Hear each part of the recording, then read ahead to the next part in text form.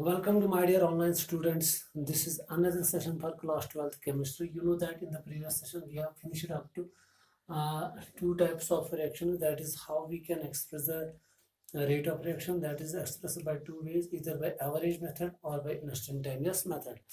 In average method we are calculating the rate of reaction for a given time interval.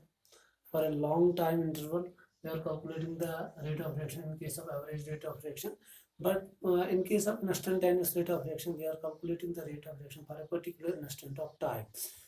तो यहाँ पे average rate of reaction में हम क्या कर रहे हैं, किसी गिवन टाइम इंटरवल में, किसी फाइनाइट टाइम में हम रेट ऑफ रिएक्शन निकालते हैं. सपोज हमें बताया जाता है कि T1 और T2 किसी दिए गए दो टाइम इंटरवल में हमें क्या निकालना पड़ता है कि कितना कंसंट्रेशन ऑफ रिएक्टेंट क्या शाबाश कम हो गया या कितना कंसंट्रेशन ऑफ प्रोडक्ट इंक्रीज हो गया.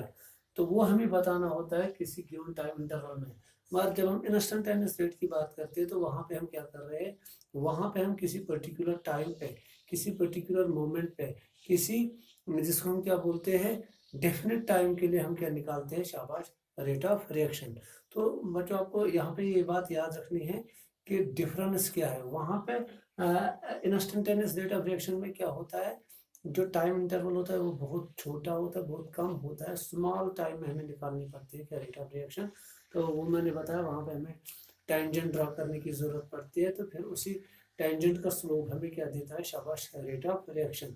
तो वो मैंने कल समझाया कि कैसे हम रेट ऑफ रिएक्शन वहाँ पे निकालते हैं.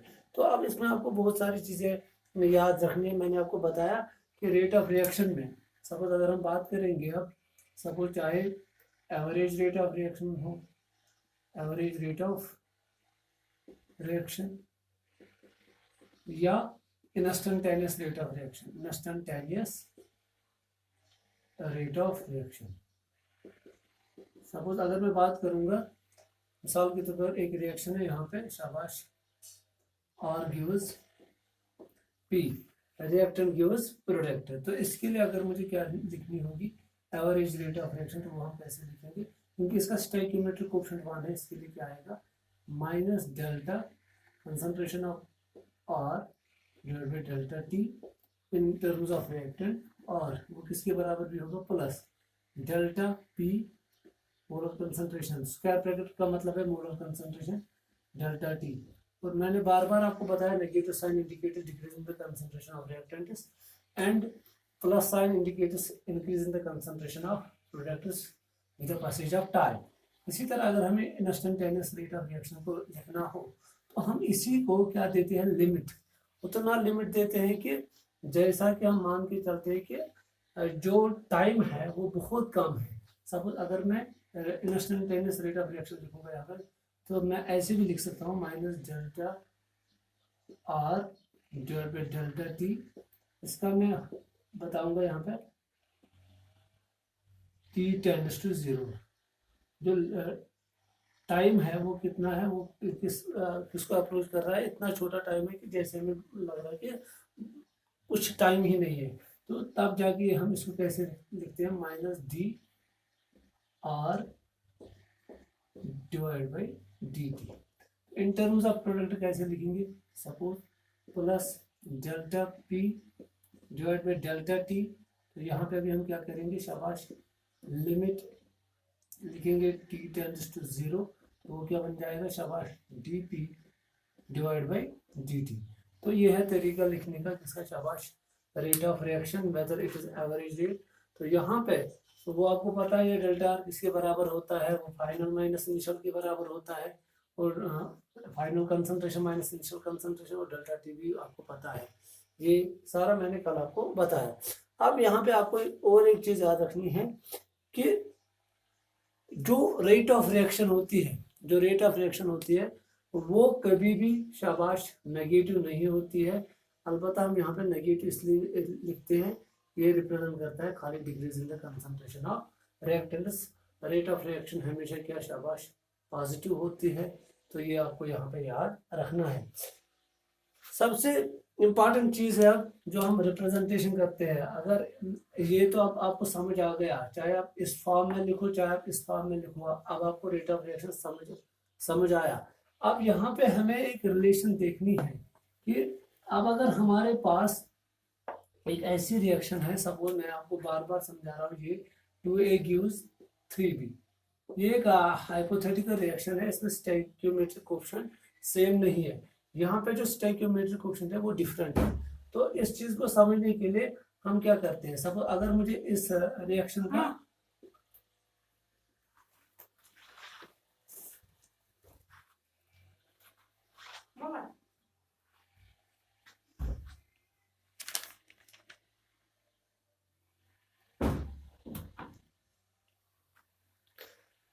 सपोज अगर मुझे इस रिएक्शन का क्या निकालना होगा, शाबाश, रेट ऑफ रिएक्शन।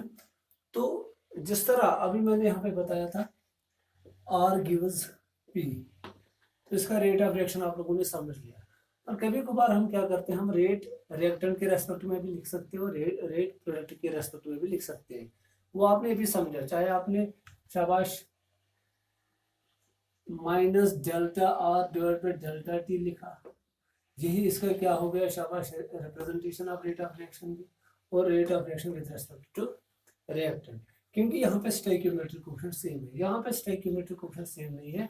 अगर आपको इस रिएक्शन का क्या लिखना हो, रेट ऑफ रिएक्शन, तो वो मैंने पहले लेक्चर में आपको समझाया, जो पहले 1-2 लेक्चर है उसमें मैंने समझाया कि किस तरह ये स्टोइकियोमेट्रिक कोएफिशिएंट किस तरह रिलेट होता है रेट ऑफ रिएक्शन के साथ, वो मैंने समझाया।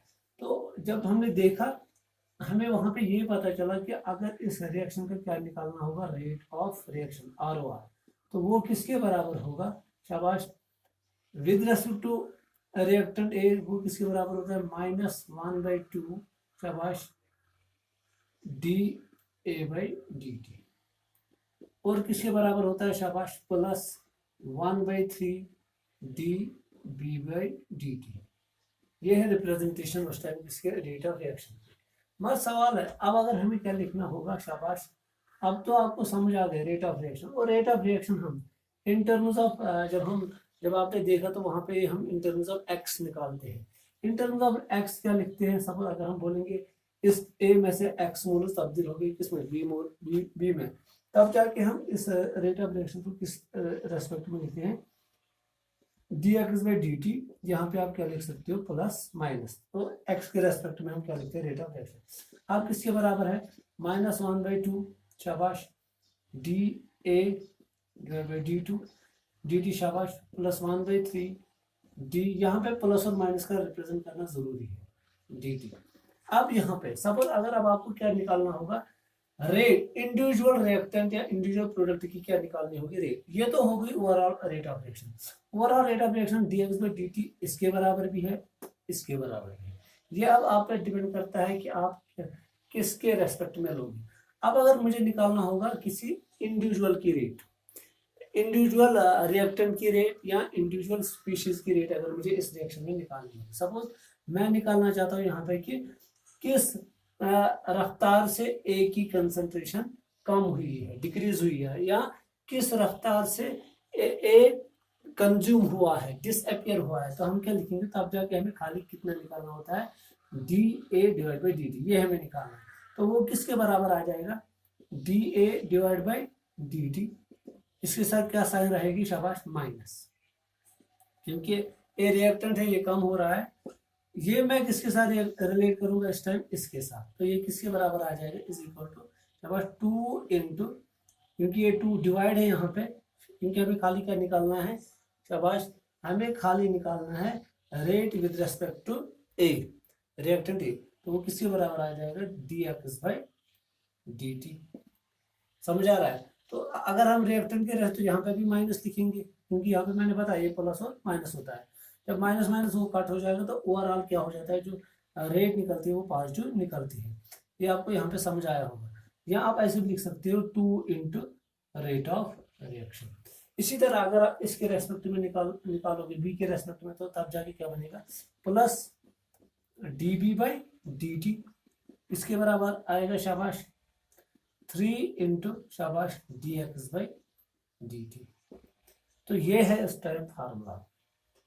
तो अब अगर आपको सीधे बताना होगा, अगर आपको सपोज अगर आपको रेट ऑफ रिएक्शन मालूम नहीं, आपको खाली बताया जाएगा इस रिएक्शन में ए की रेट बताओ और बी की रेट बताओ, तब जाके आपको इतना लिखने की जरूरत नहीं है, खाली इसकी रेट निकालने क्या, minus D A by D T, यह रेट है। तो इसका मतलब क्या हो गया, रेट ऑफ, शाबाश, consumption of A, consumption of A, या इसका मतलब है rate of disappearance of A, या rate of decrease in concentration of A, ये भी आप लिख सकते हो। तो इसी तरह इसका क्या लिखना है आपको उस टाइम, शाबाश, plus D B by D T, इसका मतलब क्या है, रेट ऑफ, शाबाश, utilize, rate of production of B, rate of increasing concentration of B. तो इस तरह आप उस टाइम ये लिख सकते हो। तो ये था ओवरऑल जो मैंने आपको बताया कि किस तरह हम इसको रिलेट करते हैं।